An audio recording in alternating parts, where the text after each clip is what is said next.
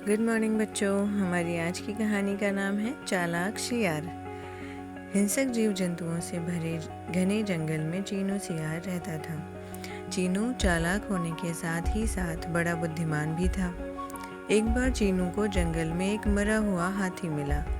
चीनू बहुत दिनों से भूखा था। उसने मृत हाथी को देखा तो उसके मुंह में पानी आ गया। चीनू हाथी के निकट पहुंचा और उसके चारों ओर घूमकर देखा। चीनू ने हाथी को निकट से सूंघा भी। हाथी वास्तव में मर चुका था। चीनू ने मन ही मन ईश्वर को धन्यवाद दिया। वह हाथी को खाने ही जा रहा था कि अचानक उसकी दृष्टि बब्बन शेर पर पड़ी। बब्बन हाथी की ओर ही आ रहा था। चीनू तुरंत हाथी से थोड़ा हटकर खड़ा हो गया और बब्बन के निकट आने की प्रतीक्षा करने लगा। बब्बन के पास आने पर चीनू ने उन्हें प्रणाम किया और अत्यंत विनम्रता से बोला, आइए महाराज, आप जंगल के राजा हैं। यह शिकार आपके लिए ही है, इसे स्वीकार कीजिए। धन्यवाद चीनू, तुम्हारे विनम्रतापूर्ण व्यवहार से मैं बहुत प्रभावित हूँ, किंतु मैं शेर हूँ, दूसरों का मारा शिकार नहीं खाता।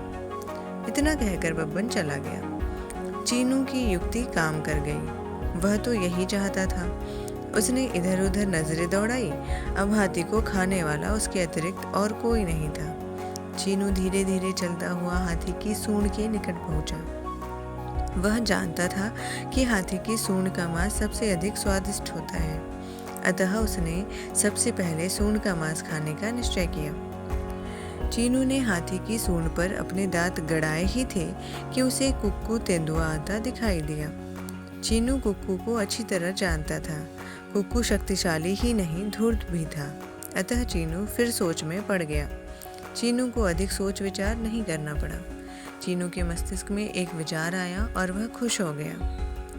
कुक्कू के निकट आते ही चीनू हाथी से थोड़ी दूर हट गया और कुटिलतापूर्ण आवाज में बोला, आइए आइए श्रीमान जी, देखिए आपके महाराज बब्बन शेर ने क्या शानदार शिकार मारा है।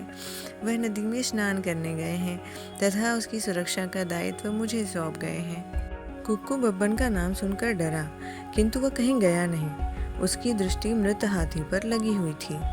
चीनू कुक्कू का इरादा समझ गया, अतः उसके निकट पहुंचा और बड़ी धीमी आवाज में बोला, श्रीमान जी, आप चाहें तो इसे बड़े आराम से खा सकते हैं। मैं पहरा देता हूँ। बब्बन जैसे ही आएगा मैं आपको सावधान कर दूंगा।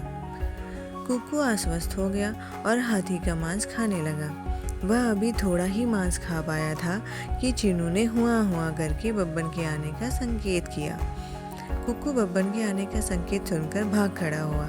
अब चीनू अकेला रह गया। उसने पुनः हाथी की ओर ललचाई नजरों से देखा। कुक्कू ने हाथी के पेट की कठोर त्वचा को फाड़कर उसका मांस खाया था, अतः अब वह हाथी के पेट का मांस सरलता से खा सकता था। चीनू ने एक बार फिर इधर उधर देखा और हाथी को खाने के लिए आगे बढ़ा। अचानक न जाने कहां से मोटा तगड़ा सियार टीपू आ गया और चीखा, इस हाथी में मेरा भी हिस्सा है, तुम इसे अकेले नहीं खा सकते। इसका फैसला अभी हुआ जाता है। कहते हुए चीनू टीपू से भिड़ गया। चीनू और टीपू काफी देर तक एक दूसरे से गुत्थे लड़ते रहे।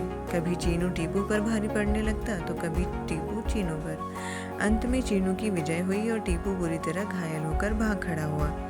अब मृत हाथी के मांस में हिस्सा बटाने वाला कोई नहीं था। चीनू ने एक बार पुनः मृत हाथी की ओर देखा और फिर विजेताओं के समान उस पर टूट